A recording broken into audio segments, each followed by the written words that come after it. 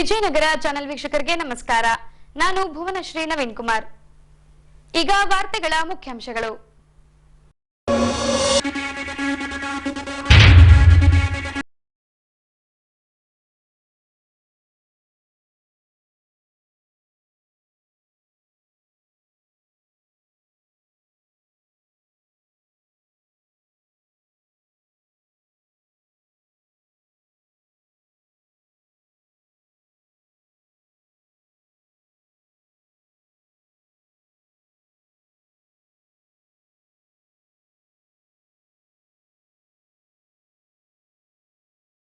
ಮಹೋತ್ಸವ ಧಾರ್ಮಿಕ ಕಾರ್ಯಕ್ರಮಕ್ಕೆ ಸಾಕ್ಷಿಯಾದ ವಿಶ್ವಕರ್ಮ ಸಮಾಜ. ಈಗ ವಾರ್ತೆಗಳ ವಿವರ. 100ಕ್ಕೆ 100ರಷ್ಟು ಮತದಾನವಾಗಲಿ ಎಂಬ ಉದ್ದೇಶದಿಂದ ಭಾರತ ಚುನಾವಣಾ ಆಯೋಗದ ಸೂಚನೆಯ ಮೇರೆಗೆ ಮತದಾನ ಜಾಗೃತಿ ಅಭಿಯಾನವನ್ನ ನಡೆಸಲಾಗುತ್ತಿದೆ. ಈ ಹಿನ್ನೆಲೆಯಲ್ಲಿ ಸಂಘ ಸಂಸ್ಥೆಗಳು ಕೂಡ ಮತದಾನ ಜಾಗೃತಿ ಅಭಿಯಾನಕ್ಕೆ ಸಾಥ್ ನೀಡುತ್ತಿದೆ. ಹೀಗೆ ಭಾರತ ಚುನಾವಣಾ ಆಯೋಗಕ್ಕೆ ಸಾಥ್ ನೀಡಿದ ಹೊಸಪೇಟೆಯ ಕಲ್ಯಾಣ ಕರ್ನಾಟಕ ರೋಲರ್ ಸ್ಕೇಟಿಂಗ್ ಅಸೋಸಿಯೇಷನ್ನಿಂದ ಸ್ಥಳೀಯ ಒಳಾಂಗಣ ಕ್ರೀಡಾಂಗಣದಲ್ಲಿ ಮತದಾನ ಜಾಗೃತಿ ಅಭಿಯಾನವನ್ನ ಕೈಗೊಳ್ಳಲಾಗಿತ್ತು. ಈ ವೇಳೆ ಅಸೋಸಿಯೇಷನ್ನ ಅಧ್ಯಕ್ಷ ಶಿವಪ್ರಕಾಶ್ ರವರು ಮಾತನಾಡಿ 18 ವರ್ಷ ತುಂಬಿದ ಪ್ರತಿಯೊಬ್ಬ ಭಾರತೀಯರು ತಪ್ಪದೆ ಮತದಾನ ಮಾಡಬೇಕೆಂದರು. 7ನೇ ತಾರೀಕು 5ನೇ ತಿಂಗಳು ಅಂದ್ರೆ ಮೇ 24 ಆ ದಿವಸ ನಮ್ಮೆಲ್ಲರ ಒಂದು ಮತದಾನದ ಹಬ್ಬ ಅಂದರೆ ತಪ್ಪಾಗಲಿಕ್ಕಿಲ್ಲ. ಆ ಹಬ್ಬವನ್ನು ನಮ್ಮ ಎಲ್ಲರ ಹಬ್ಬ ಎಂದು ಪರಿಗಣಿಸಿ ಪ್ರತಿಯೊಬ್ಬರು ಮತದಾನ ಮಾಡಬೇಕು ಅನ್ನೋ ಒಂದು ಗುರಿ ಇಟ್ಕೊಂಡು ಈ ದಿವಸ ನಾವು ಸ್ಕೇಟಿಂಗ್ ಕಾರ್ಯಕ್ರಮದೊಂದಿಗೆ ಜಾಗೃತಿಯನ್ನು ಸಾರ್ವಜನಿಕರಲ್ಲಿ ಮೂಡಿಸಲಿಕ್ಕೆ ಈ ಕಾರ್ಯಕ್ರಮವನ್ನು ಹಮ್ಮಿಕೊಂಡಿದ್ದೇವೆ. ನಂತರ ವಿಜಯನಗರ ಜಿಲ್ಲಾ ಹೆಚ್ಚುವರಿ ಪೊಲೀಸ್ ವರಿಷ್ಠಾಧಿಕಾರಿ ಸಲೀಂ ಬಾಷಾರ್ ಅವರು ಮಾತನಾಡಿ, ದೇಶದಲ್ಲಿ ಪ್ರಜಾಪ್ರಭುತ್ವವನ್ನ ಗಟ್ಟಿಗೊಳಿಸಬೇಕೆಂದಲ್ಲಿ 5 ವರ್ಷಕ್ಕೊಮ್ಮೆ ನಡೆಯುವ ಚುನಾವಣೆಯಲ್ಲಿ ತಪ್ಪದೆ ಮತದಾನ ಮಾಡಬೇಕು. ಇಲ್ಲಿ ಸೇರಿರುವ ಮಕ್ಕಳ ಪಾಲಕ ಪೋಷಕರು ತಮ್ಮ ಮನೆಗೆ ತೆರಳಿ ಇತರರಿಗೂ ಈ ಅಂಶವನ್ನ ತಿಳಿಸುವ ಮೂಲಕ ಮತದಾನ ಜಾಗೃತಿ ಮೂಡಿಸಬೇಕೆಂದು ಕರೆ ನೀಡಿದರು. ಹೆಚ್ಚು ಮಾಡುವುದು ಒಂದು ವಿನೂತನವಾಗಿ ಕಾರ್ಯಕ್ರಮ ಕೊಟ್ಟಿದ್ದೀರಿ, ಮಕ್ಕಳಿಂದ ಮಾಡಿಸಿದ್ದೀರಿ. ಅದರಲ್ಲಿ ಒಂದು ಮತದಾನ ಅಭಿವೃದ್ಧಿ ಅದು ಹೇಗೆ ಇಂಟ್ರಾ ಕನೆಕ್ಟೆಡ್ ಇದೆ ಅಂತ ಒಂದು ಮೆಸೇಜ್ ಕಳಿಸಿದ್ದೀವಿ. ಇದೆಲ್ಲ ಹೋರ್ಡಿಂಗ್ ಬೋರ್ಡ್ಗಳು ನೋಡಿದ್ರೆ ಎಲ್ಲವೂ ನಾವೆಲ್ಲ ಏನು ಮಾಡ್ತಾ ಇದ್ದೀವಲ್ಲ ಅದೆಲ್ಲ ಅಂಶಗಳಿದೆ. ನಾವು ಮತದಾನ ಮಾಡೋದ್ರಲ್ಲಿ ಮುಕ್ತವಾಗಿರಬೇಕು, ಯಾವುದೇ ಆಸೆ ಅನಶೆಗೊಳಗಾಗದು ಅಂಥೇಳಿ ನಾವು ನೇರವಾಗಿ ಕಾರ್ಯಕ್ರಮ ಮಾಡ್ತಿದ್ದೀವಿ. ಚೆಕ್ ಪೋಸ್ಟ್ನಲ್ಲಿ ಚೆಕಿಂಗ್ ಮಾಡಿ ಯಾವುದಾದ್ರೂ ಅಕ್ರಮವಾಗಿದ್ದನ್ನು ನಾವು ಪತ್ತೆ ಮಾಡೋದು. ಸೊ ಅದೆಲ್ಲ ಕಾರ್ಯಕ್ರಮಗಳು ನಾವು ಮಾಡ್ತಾ ಇರೋ ಕಾರ್ಯಕ್ರಮಗಳು ಇಲ್ಲಿ ನಿಮ್ಮ ಹೋರ್ಡಿಂಗ್ನಲ್ಲಿ ಕಾಣ್ಬರ್ತಾರೆ. ಈಗ ಅದಲ್ಲದೆ ಇವತ್ತೇನು ನಾನೇ ಮತದಾನ ಮಾಡಿದೆ ಈಗ ಬೆಳಗ್ಗೆ. ಸೊ ಈಗ ನಮಗೆ ಫಸ್ಟ್ ಟೈಮ್ ನಮ್ಮ ಪೊಲೀಸ್ ಡಿಪಾರ್ಟ್ಮೆಂಟ್ ಭಾಳಷ್ಟು ಜನ ಮತದಾನದಿಂದ ಹಿಂದುಳಿತಿದ್ವಿ. ಯಾಕೆಂದರೆ ವರ್ಕ್ ಲೋಡ್ ಇಟ್ಬಿಟ್ಟು ಅವತ್ತೇ ಎಲೆಕ್ಷನ್ ದಿವಸನೇ ನಾವು ಎಲ್ಲೇನೋ ಪ್ರಾಬ್ಲಮ್ ಫೇಸ್ ಮಾಡಬೇಕಾದಾಗ ಆ ಟೈಮ್ನಾಗ ನಾವು ಅವಾಯ್ಡ್ ಮಾಡ್ತಾಯಿದ್ವಿ. ಇತ್ತೀಚೆಗೆ ಏನಾಗಿದೆ, ಒಂದು 3-4 ದಿವಸದಿಂದ ನಮಗೆ ಪೋಸ್ಟಲ್ ಬ್ಯಾಲೆಟು ಬೇರೆ ಅವಕಾಶ ಮಾಡಿಕೊಟ್ಟಿದೆ. ಸೊ ಆ ರೀತಿಯಲ್ಲಿ ನಮ್ಮ ಮತದಾನ ಪ್ರಮಾಣವೂ ಸಹ ಇತ್ತೀಚಿನ ದಿನಗಳಲ್ಲಿ ಜಾಸ್ತಿ ಆಗ್ತಾಯಿದೆ. ಹಿಂದೆ ಎಲ್ಲ ಸ್ವಲ್ಪ ಪ್ರಾಬ್ಲಮ್ ಆದಾಗೆ ಅವಾಯ್ಡ್ ಮಾಡಿಬಿಡ್ತಿದ್ವಿ. ಆದರೂ ನಮ್ಮಲ್ಲಿ ಸುಧಾರಣೆ ಆಗಿದೆ. ನಾವು ಹೆಚ್ಚಾಗಿ ಮತದಾನದಲ್ಲಿ ಪ್ರಕ್ರಿಯೆಯಲ್ಲಿ ಭಾಗವಹಿಸ್ತಾ ಇದ್ದೀವಿ. ಸೊ ಆ ಒಂದು ದೃಷ್ಟಿಯಿಂದ ನಮ್ಮ ಮತದಾನ ಪೊಲೀಸರು ಸಹ ಈ ಪ್ರಕ್ರಿಯೆಯಲ್ಲಿ ಬಹಳ ಮುಖ್ಯವಾಗಿ ಭಾಗವಹಿಸ್ತಾ ಇದ್ದಾರೆ ಇತ್ತೀಚಿನ ದಿನಗಳಲ್ಲಿ. ಬಳಿಕ ಮಕ್ಕಳು ನಗರದ ಕಾಲೇಜು ರಸ್ತೆಯಲ್ಲಿ ಸ್ಕೇಟಿಂಗ್ ನಡೆಸುವ ಮೂಲಕ ಮತದಾರರಲ್ಲಿ ಜಾಗೃತಿ ಮೂಡಿಸಿದ್ರು.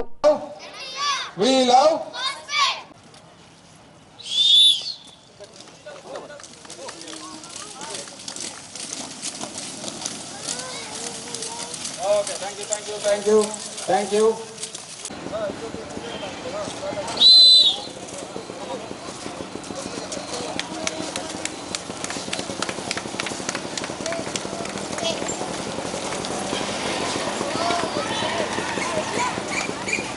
ಸರ್ ಅಲ್ಲಿ ಹೋಲ್ಡ್ ಮಾಡ್ರಿ ಮುಂದೆ.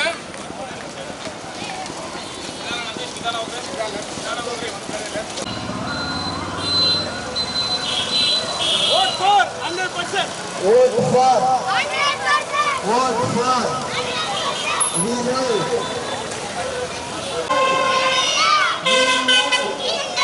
Vote for. Vote for. 2024ರ Lok Sabha ಚುನಾವಣೆಯ ಮತದಾನಕ್ಕೆ ಕೌಂಟ್ ಡೌನ್ ಶುರುವಾಗಿದೆ. ಈ ಭಾಗವಾಗಿ ಆಯಾ ರಾಜಕೀಯ ಪಕ್ಷಗಳಿಂದ ಚುನಾವಣಾ ಪ್ರಚಾರವನ್ನ ಚುರುಕುಗೊಳಿಸಿ ಮತಯಾಚಿಸುವಲ್ಲಿ ತೊಡಗಿಸಿಕೊಂಡಿವೆ. ಹೀಗೆ ಹೊಸಪೇಟೆಗೆ ಆಗಮಿಸಿದ ಕಾಂಗ್ರೆಸ್ ಅಭ್ಯರ್ಥಿ ತುಕಾರಾಂ ರವರು ವಿವಿಧ ವಾರ್ಡ್ಗಳಲ್ಲಿ ಸಂಚರಿಸಿ ಮತಯಾಚಿಸಿದ್ರು. ಹೌದು, ಬಳ್ಳಾರಿ ಲೋಕಸಭಾ ಚುನಾವಣೆಯ ಕಾಂಗ್ರೆಸ್ ಅಭ್ಯರ್ಥಿ ಇ ತುಕಾರಾಂ ರವರು ಜಿಲ್ಲಾ ಉಸ್ತುವಾರಿ ಸಚಿವರು, ಶಾಸಕರು, ಮುಖಂಡರು ಹಾಗೂ ಕಾರ್ಯಕರ್ತರೊಂದಿಗೆ ನಗರದ ನಾಯಕ ಸಮುದಾಯದ ಕೇರಿಗಳಲ್ಲಿ ಸೇರಿದಂತೆ ವಿವಿಧ ವಾರ್ಡ್ಗಳಲ್ಲಿ ಸಂಚರಿಸಿ ಮತಯಾಚಿಸಿದ್ರು. ಕಾಂಗ್ರೆಸ್ ಮುಖಂಡರಾದಂತ ಅದೇ ರೀತಿಯಾಗಿ ನಮ್ಮ ಗುದ್ದೂರು ನಾಗರಾಜನವರು ಕೂಡ ಬಂದರೆ ಅವರು ಕೂಡ ಸ್ವಾಗತವನ್ನು ಬಯಸಿದ್ದಾರೆ. ನಮ್ಮ ಕೇರಿಯ ದೈವಸ್ಥರಿಂದ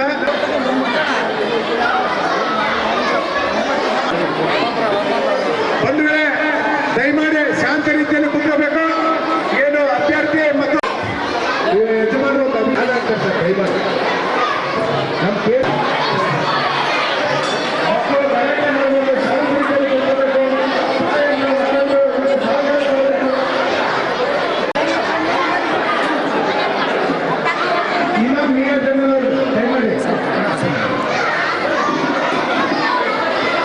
ಅಣ್ಣನಾಗಿರ್ತಕ್ಕಂಥ ಆಗಿರ್ತಕ್ಕಂಥ ಈ ಭಾಗದ ಶಾಸಕರು ಅಣ್ಣನಾಗಿರ್ತಕ್ಕಂಥ ಗೌರಪೇಟನವರೇ, ಅದೇ ರೀತಿಯಾಗಿ ಶಾಸಕರ ಅಪ್ಪಯ್ಯವರೇ, ಉದ್ಯಾಲ್ ನಾಗರಾಜ್ ಅವರೇ, ಈ ಒಂದು ದೇವಸ್ಥಾನದಲ್ಲಿ ಸರಳ ಸಮಾರಂಭದಲ್ಲಿ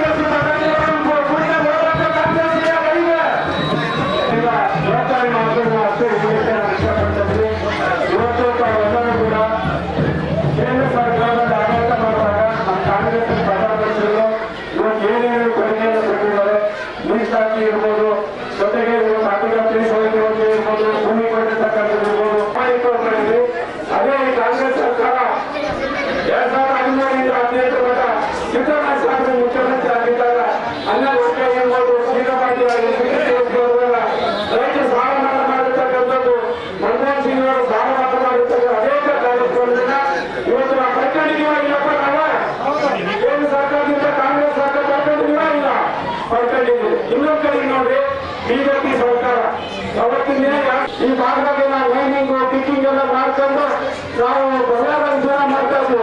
ಪರಿಸ್ಥಿತಿ ಹೇಗೆ ಮಾಡಿದ್ರು, ಯಾವ ತರ ಕಾನೂನು ಸುವ್ಯವಸ್ಥೆ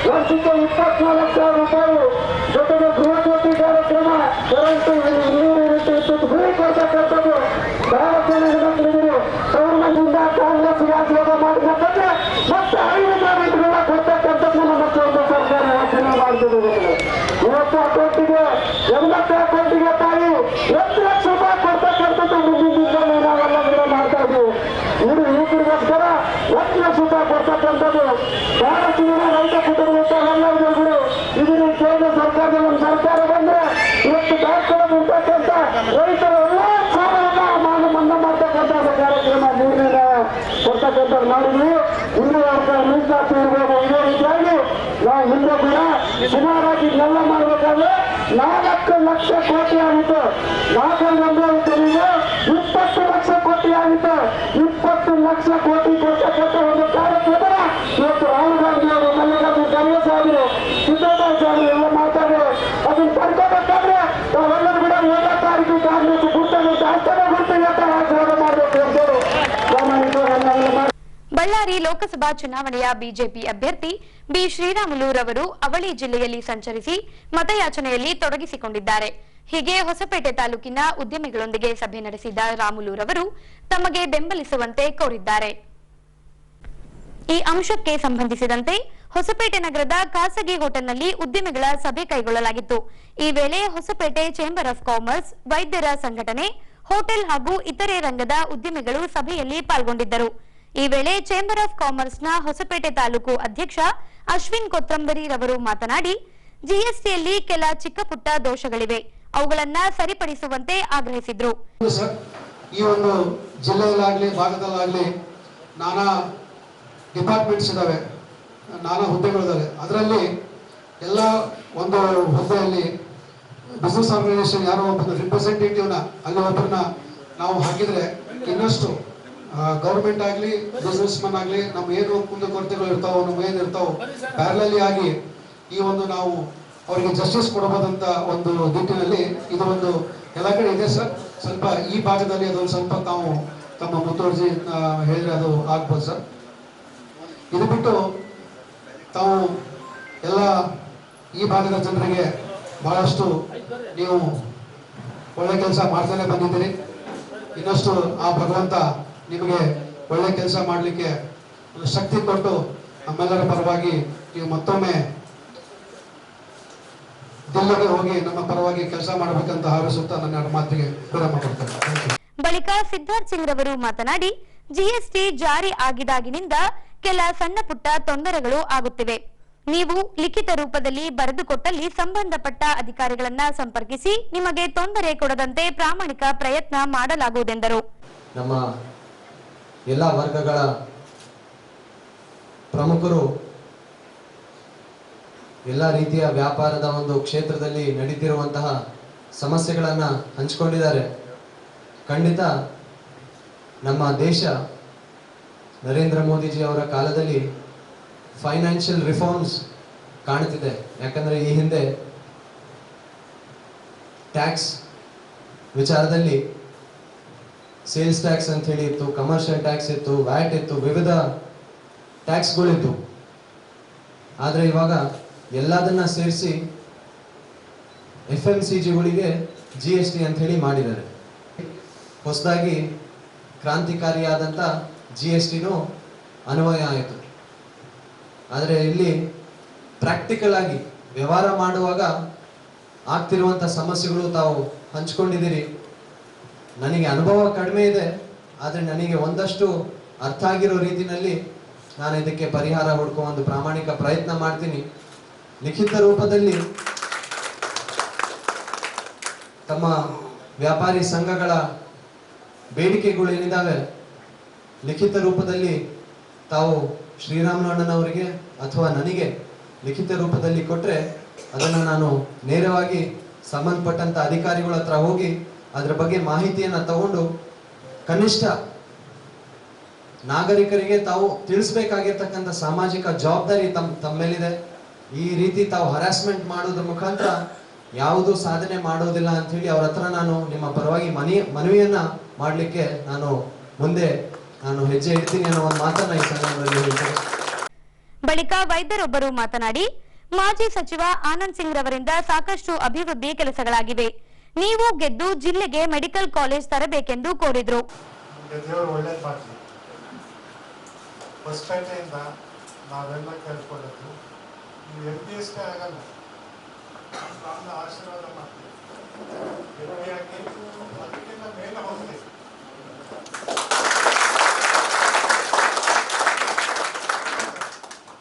ನಮಗೆ ನೀವು ನೆನಪಿಟ್ಟು ನಮ್ಮ ಆನಂದ ಹೋದ್ಮೇಲೆ ಇಲ್ಲಿ ಸಂತೋಷ ಎಲ್ಲ ಅರ್ಧ ಅವನ್ನೆಲ್ಲ ಪೂರ್ತಿ ಮಾಡಿ ಮತ್ತೆ ನಮಗೆ ಆನಂದದಾಯಕ ಮಾಡಿ ನಮಗೆ ಹಿಂದೆ ಬೇರೆಯವರಿಂದ ಬೇರೆ ಊರಿಂದ ಬಂದವರು ನಮ್ಮ ಈಗಲೂ ಬಿಜಾಪುರದವರು ಲೆಕ್ಕ ಸಾಹೇಬರು ಹೆಂಗಾಗಿದ್ದಾರೆ ನಿಮ್ಮ ಹೊಸಪೇಟೆ ಒಂದೊಂದು ಸತ್ತ ಬಂದಾಗೆಲ್ಲ ಒಂದೊಂದು ಹೊಸ ಇರ್ತದೆ. ಇದೇನೋ ಆಯಿತು ನಿಮ್ಮ ರೋಡ್ ಎಷ್ಟು ಮಸ್ತವೆ, ಎಷ್ಟು ಚಲೋ ಇದೆ, ನಮ್ಮೂರೆಲ್ಲ ನಾವೀಗ ಒಳ್ಳೆ ಅದು ದಯವಿಟ್ಟು ಸುಧಾರಿಸಿ ನಮಗೆಲ್ಲ ಒಳ್ಳೆ. As A doctor I want to tell you that I am a military doctor's son. The army blood, I know what it is, the pride of a doctor, pride of a person. Now, everybody in the world, they are looking up to us. This is because of Pradhani Narendra Modi ji. Then bring more and more glory to us, so that we will all prosper and everybody will look up to us in the whole world. 50, 100 years under your guidance. So you will go to Delhi and you will not stay there. You will go upstream. Ramnagi, ನಾನು ನಿಮಗೆ ಆಶೀರ್ವಾದ ಮಾಡ್ತೀನಿ. ನಿಮ್ಮಿಂದ ಕೆಲಸ ಆಗಬೇಕು, ಮಾಡ್ತೀರಾ. ಆ ಕೆಲಸ ಮಾಡಲಿಕ್ಕೆ ದೇವ್ರ ಶಕ್ತಿ ಕೊಡಲಿ ಅಂತ ನಾನು ಹೇಳ್ತೀನಿ. ನಾವು ನಿಮಗೆ ಆರೋಗ್ಯ ಕೊಡ್ತೀವಿ. This will. ನಂತರ ಅಭ್ಯರ್ಥಿ ಶ್ರೀರಾಮುಲು ರವರು ಮಾತನಾಡಿ, ಉದ್ಯಮಿಗಳು ನನ್ನ ಮೇಲೆ ಭರವಸೆ ಇರಿಸಿ ಬೆಂಬಲಿಸಿದ್ದೀರಿ, ನಿಮ್ಮಗಳ ಬೇಡಿಕೆಗಳನ್ನ ಈಡೇರಿಸುವ ಪ್ರಾಮಾಣಿಕ ಪ್ರಯತ್ನವನ್ನ ಮಾಡಲಾಗುವುದೆಂದು ತಿಳಿಸಿದ್ರು. ಇವತ್ತು ಮುಂದಿನ ದಿನಗಳಲ್ಲಿ ತಾವು ಕೇಳಿದಂತೆ ಇಲ್ಲಿ ಸ್ಕಿಲ್ ಡೆವಲಪ್ಮೆಂಟ್ ಸೆಂಟರ್ ಆಗಬೇಕು, ಸತ್ಯ ಅದಾಗಲೇಬೇಕು. ಯಾಕಂದ್ರೆ ಆ ಸ್ಕಿಲ್ ಡೆವಲಪ್ಮೆಂಟ್ ಸೆಂಟರ್ ಆಗೋದ್ರಿಂದ ನಮ್ಗೆ ಎಲ್ಲ ರೀತಿಯಲ್ಲಿ ತರಬೇತಿ ಕೊಡ್ಲಿಕ್ಕೆ ಅನುಕೂಲ ಆಗುತ್ತೆ, ಉದ್ಯೋಗ ಕೊಡ್ಲಿಕ್ಕೆ ಕೂಡ ಅನುಕೂಲ ಆಗುತ್ತೆ, ಜೊತೆಲಿ ನಮ್ಮ ಟೂರಿಸಮ್ ಪ್ರಮೋಟ್ ಮಾಡ್ಕೊಂಡ ಸಲುವಾಗಿ ಅನುಕೂಲ ಆಗುತ್ತೆ ಅನ್ನೋಂಥ ವಿಚಾರವನ್ನು ನಾನು ಹೋಗ್ತೀನಿ. ಇನ್ನೊಂದು ನಾನು ಏನಂದ್ರೆ, ಇವತ್ತು ನಮ್ಮ ಆನಂದ್ ಸಿಂಗ್ ಸಾಹೇಬರು ಅಂದ್ರೆ ಅವ್ರು ಯಾವುದೇ ಸ್ವಾರ್ಥ ಇಲ್ಲಾರ್ದಂತೆ ಜಿಲ್ಲೆಯನ್ನು ಮಾಡಿದ ನಂತರ ಇವತ್ತು ಜಿಲ್ಲೆಗೆ ಏನು ಸ್ಟೇಟಸ್ ಬೇಕೋ ಆ ಸ್ಟೇಟಸ್ ಅನ್ನು ಕೊಡುವಂತ ಕೆಲಸ ಅವತ್ತಿನ ಆನಂದ್ ಸಿಂಗ್ ಅವರು ಮಾಡಿದ್ದಾರೆ. ಹಂಗಾಗಿ ಮುಂದಿನ ದಿನಗಳಲ್ಲಿ 100% ನಾವು ಮೆಡಿಕಲ್ ಕಾಲೇಜ್ ತರುವಂತ ವಿಚಾರದಲ್ಲಿ ಅಂದ್ರೆ ಬಹುಶಃ ಮೆಡಿಕಲ್ ಕಾಲೇಜುಗಳು ನಾನು ಸಂಖ್ಯೆ ನೆನಪಿಲ್ಲ, ನಾನು ಮೊನ್ನೆ ನೋಡ್ತಿದ್ರೆ ಪ್ರಧಾನಮಂತ್ರಿಗಳು ಅವತ್ತಿದ್ದಂಥದ್ದು 693 700 ಮೆಡಿಕಲ್ ಕಾಲೇಜ್ ದೇಶದಲ್ಲಿದ್ದು, ಇವತ್ತು ಹತ್ತತ್ರ 1500 1700 ಮೆಡಿಕಲ್ ಕಾಲೇಜುಗಳು ಆಗಿದ್ದಾವೆ. ಅಂದ್ರೆ ಪ್ರಧಾನಮಂತ್ರಿಗಳು ಅದ್ರ ಬಾಯಲ್ಲಿ ಫ್ಲೋ ಆಗಿ ಮಾತಾಡ್ತಾನ, ದಿನಕ್ಕಿಷ್ಟು ಮೆಡಿಕಲ್ ಕಾಲೇಜ್ಗಳು, ದಿನಕ್ಕಿಷ್ಟು ಇಂಜಿನಿಯರಿಂಗ್ ಕಾಲೇಜ್ಗಳು, ದಿನಕ್ಕಿಷ್ಟು ಇವೆಲ್ಲ ಕ್ಯಾಲ್ಕುಲೇಷನ್ ಮಾಡ್ತಾರೆ. 365 ಡೇಸ್ ಯೋಜನೆಗಳು ನಡೆದವ, ಕೆಲಸಗಳು ನಡೆದವ, ಮೆಡಿಕಲ್ ಕಾಲೇಜುಗಳು. ಖಂಡಿತವಾಗಿ ಇವತ್ತಂತೂ ನಮಗೆ ಅಧಿಕಾರ ಇಲ್ಲ, ನಿಮ್ಮೆಲ್ಲರ ಆಶೀರ್ವಾದದಿಂದ ನನಗೆ ವಿಶ್ವಾಸ ಇದೆ. ಯಾಕಂದ್ರೆ ನಮ್ಮ ಡಾಕ್ಟರ್ ಹೇಳಿದ್ರಲ್ಲ, ನಮ್ಮ ಆನಂದವ್ರು ಹೋದ ನಂತರ ನಮ್ಮ ಆನಂದನೇ ನಾವು ಕಳ್ಕೊಂಡ್ಬಿಟ್ಟಿವಿ ಅನ್ನೋಂಥ ಮಾತು ಭಾಳ ದೊಡ್ಡ ಮಾತು ಹೇಳಿ. ಖಂಡಿತವಾಗಿ ನಿಮ್ಮ ಅನಿಸಿಕೆ ಏನಿದೆನೋ ಅವರು ನಿಮ್ಮ ಬಾಯಾರಿಕೆಯಿಂದ ಖಂಡಿತವಾಗಿ ಆನಂದವರು ಪುನಃ ಆ ಆನಂದವನ್ನು ಕೊಡುವಂಥ ಕೆಲಸ ಮಾಡ್ತಾರ ವಿಶ್ವಾಸ ಇದೆ ನನಗೆ. ಹಾಗಾಗಿ ಇದ್ರ ಬಗ್ಗೆ ನಾನು ಖಂಡಿತವಾಗಿ ಮುಂದೆ ಏನು ಮಾಡಬೇಕು ಯೋಚನೆ ಮಾಡೋಂಥ ಕೆಲಸ ಮಾಡ್ತೀರಿ. ನೀವು ಎಲ್ಲರೂ ಕೂಡ ಮಾತಾಡೋಂಥ ಟೈಮಲ್ಲಿ ರಾಮ್ಲೂರು ನಿಂತಾರ ಅಂತೇಳಿ ಯಾರು ಹೇಳಿಲ್ಲ. ನಮ್ಮ ರಾಮ್ಲೂರು MP ಅವರೇ ಆಗಿದ್ದಾರೆ ಅನ್ನೋಂಥ ರೀತಿಯಲ್ಲಿ ತಾವೆಲ್ಲರೂ ಕೂಡ ಎಕ್ಸ್ಪ್ರೆಸ್ ಮಾಡಿದ್ದಾರೆ. ಹಂಗಾಗಿ ರಾಮ್ಲೂರು MP ಆಗೋದ್ರ ಜೊತೆಲೆ ಮಂತ್ರಿಗಳು ಆಗ್ತಿದೆ ಅನ್ನೋಂಥದ್ದು ಕೂಡ ಎಕ್ಸ್ಪ್ರೆಸ್ ಮಾಡಿ ಸಾಹೇಬ್ ಡಾಕ್ಟರ್ ಸಾಹೇಬ್. ಹಂಗಾಗಿ ನಿಮ್ಮಲ್ಲಿ ವಿಶ್ವಾಸ, ನಿಮ್ಮಿಂದ ಕಾನ್ಫಿಡೆನ್ಸ್ ಅನ್ನು ಕೊಡೋಂಥ ಕೆಲಸ ತಾವು ಮಾಡಿದ್ರಿ. ಸೀತಾರಾಮ್ ಅವ್ರನ್ನ, ಯಾಕಂದ್ರೆ ನಮ್ಮ ಕರ್ನಾಟಕದಿಂದ ಆಯ್ಕೆ ಆದಂಥ ರಾಜ್ಯಸಭಾ ಸದಸ್ಯರಿದ್ದಾರೆ, ನನ್ನ ಮಾತು ಬಹಳಷ್ಟು ನಾನು ಅವ್ರ ಬಗ್ಗೆ ನಾನು ಕೆಲಸ ಮಾಡ್ತಿರ್ತೀನಿ ಎಲ್ಲ ವಿಚಾರದಲ್ಲಿ. ಒಂದ್ಸರಿ ನಾನು ಕೂಡ ಅವ್ರ ಹತ್ರ ರಿಕ್ವೆಸ್ಟ್ ಮಾಡ್ತೇನೆ, ರಿಕ್ವೆಸ್ಟ್ ಮಾಡಿ ನಾನು ಪಾರ್ಲಿಮೆಂಟದಲ್ಲಿ ಕೂಡ ಈ ವಿಚಾರವನ್ನು ರೈಸ್ ಮಾಡ್ತೇನೆ, ಬಿಡಲ್ಲ, ಪಾರ್ಲಿಮೆಂಟಲ್ಲಿ ರೈಸ್ ಮಾಡ್ತೇನೆ. ಹೊಸಪೇಟೆಯ ಬಳ್ಳಾರಿ ರಸ್ತೆಯಲ್ಲಿ ಬರುವ ಕಾಳಿಕಾಂಬಾ ದೇವಸ್ಥಾನದಲ್ಲಿ ಷಡದಾರ ಹಾಗೂ ನಿಧಿಕುಂಭ ಪ್ರತಿಷ್ಠಾನ ಕಾರ್ಯಕ್ರಮ ಕೈಗೊಳ್ಳಲಾಗಿತ್ತು. ಈ ಕಾರ್ಯಕ್ರಮವನ್ನ ಹೊಸಪೇಟೆ ತಾಲೂಕು ವಿಶ್ವಕರ್ಮ ಸಮಾಜದಿಂದ ಆಯೋಜಿಸಲಾಗಿತ್ತು. ಈ ಅಂಶಕ್ಕೆ ಸಂಬಂಧಿಸಿದಂತೆ ಆನೆಗುಂದಿಯ ಪೀಠಾಧೀಶರಾದ ಅನಂತ ಶ್ರೀ ಕಾಳಹಸ್ತೇಂದ್ರ ಸರಸ್ವತಿ ಸ್ವಾಮಿಗಳು ಸೇರಿದಂತೆ ವಿಶ್ವಕರ್ಮ ಮೂಲಮಠದ ಕಾಳಹಸ್ತೇಂದ್ರ ಸ್ವಾಮಿಗಳ ದಿವ್ಯ ಸಾನ್ನಿಧ್ಯದಲ್ಲಿ ದೇಗುಲದಲ್ಲಿ ಷಡದಾರ ಹಾಗೂ ನಿಧಿಕುಂಭ ಪ್ರತಿಷ್ಠಾನ ನಡೆಸಲಾಯಿತು. ಈ ವೇಳೆ ನಿಧಿಕುಂಭದಲ್ಲಿ ಭಕ್ತರಿಂದ ಚಿನ್ನ, ಬೆಳ್ಳಿ ಹಾಗೂ ನವರತ್ನಗಳನ್ನ ಹಾಕುವ ಮೂಲಕ ನಿಧಿಕುಂಭ ಪ್ರತಿಷ್ಠಾನ ನಡೆಸಿ ಲೋಕ ಕಲ್ಯಾಣಕ್ಕಾಗಿ ಪ್ರಾರ್ಥಿಸಲಾಯಿತು.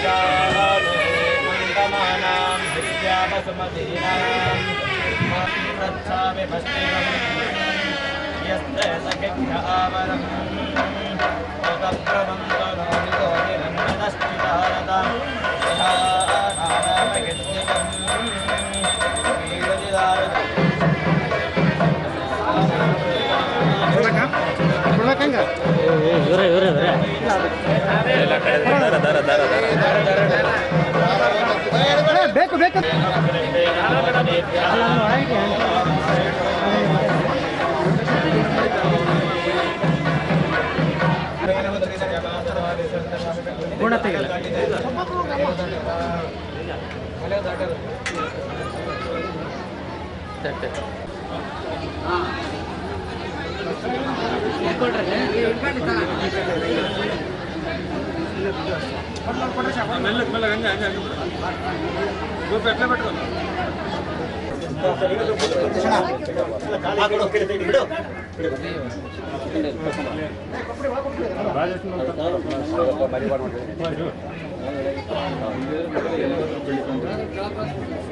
ಮಂಚ ಇರ್ತಾರೆ ಅದು ಭಾಳ ಇಂಪಾರ್ಟೆಂಟ್.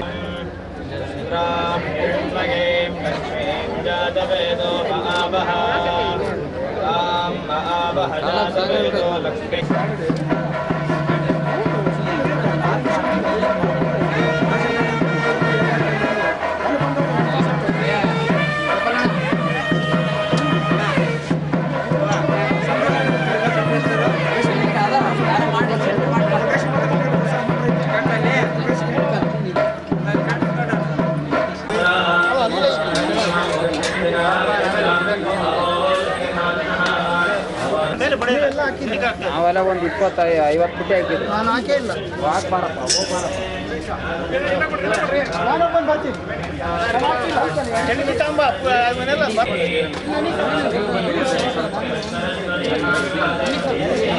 ಬರೋದೊಳಗಡೆ ಸ್ವಲ್ಪ ಸರಿ ಅಲ್ಲ ಹಾಕೋಣ ಹಾಕಿ ಮತ್ತೆ ಬರುತ್ತೆ ಹಾಕೋಣ ಅದ್ರ ಮೇಲೆ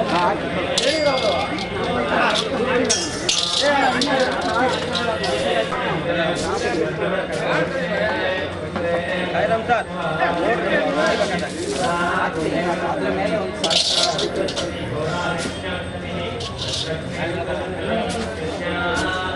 ಬಳಿಕ ಆನೆಗುಂದಿ ಪಂಪಾ ಸರೋವರದ ಪೀಠಾಧೀಶರಾದ ಅನಂತ ಶ್ರೀ ಕಾಳಹಸ್ತೇಂದ್ರ ಸರಸ್ವತಿ ಸ್ವಾಮಿಗಳು ಆಶೀರ್ವಚನ ನುಡಿಗಳನ್ನಾಡುತ್ತಾ ಒಂದು ದೇಗುಲದ ಜೀರ್ಣೋದ್ಧಾರ ಮಾಡೋದು 100 ದೇಗುಲಗಳ ನಿರ್ಮಾಣಕ್ಕೆ ಸಮಾನ. ಅಂತಹ ಕಾಯಕವನ್ನು ಹೊಸಪೇಟೆಯ ವಿಶ್ವಕರ್ಮ ಸಮಾಜದಿಂದಾಗಿದೆ. ಕಾಳಿಕಾಂಬಾ ದೇವಿ ಸರ್ವರಿಗೂ ಒಳಿತನ್ನ ಕಲ್ಪಿಸಲೆಂದು ಆಶೀರ್ವದಿಸಿದ್ರು. ಹೊಸ ರೀತಿಯ ಪ್ರಯತ್ನವನ್ನು ಈ ಭಾಗದ ಎಲ್ಲ ಜನ ಸೇರಿ ಶ್ರದ್ಧೆಯಿಂದ ಮಾಡಿದ್ದಾರೆ. ಖಂಡಿತ ಈ ಹೊಸಪೇಟೆ ಸಮಾಜದ ಇತಿಹಾಸದಲ್ಲಿ ಇವತ್ತು ಸುವರ್ಣ ಅಕ್ಷರಗಳಿಂದ ಬರೆದಿಡುವಂತಹ ಸನ್ನಿವೇಶವನ್ನು ನಾವೆಲ್ಲ ಅದಕ್ಕೆ ಸಾಕ್ಷಿಯಾಗಿದ್ದೇವೆ, ಗಮನಿಸಿದ್ದೇವೆ.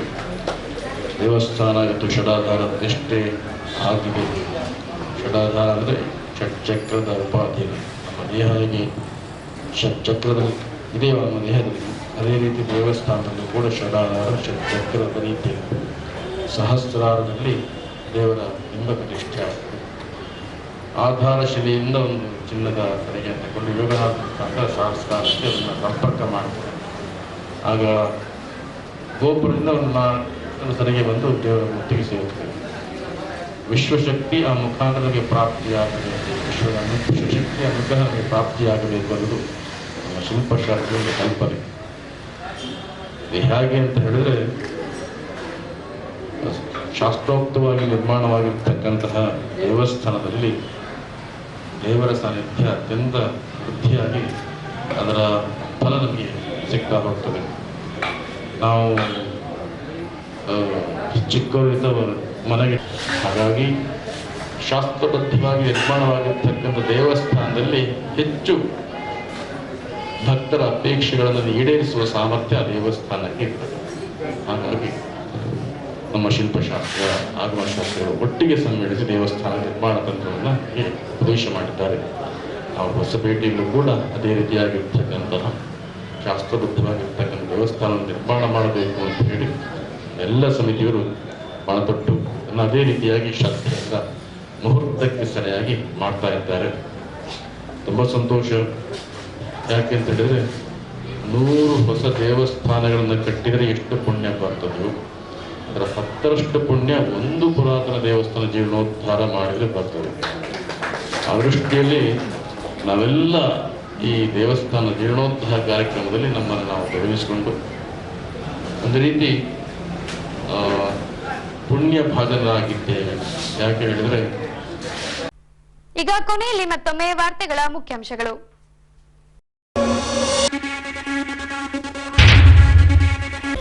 ಸ್ಕೇಟಿಂಗ್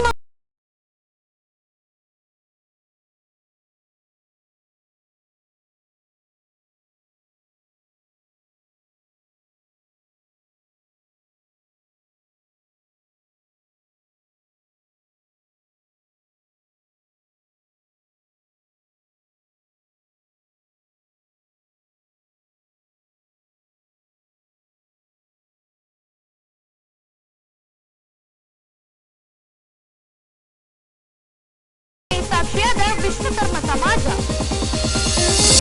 ಇಲ್ಲಿಗೆ ವಾರ್ತಾ ಪ್ರಸಾರ ಮುಕ್ತಾಯವಾಯಿತು. ನೈಜ ಸುದ್ದಿಗಳಿಗಾಗಿ ನೋಡ್ತಾ ಇರಿ ವಿಜಯನಗರ ಸುದ್ದಿವಾಹಿನಿ. ನಮಸ್ಕಾರ.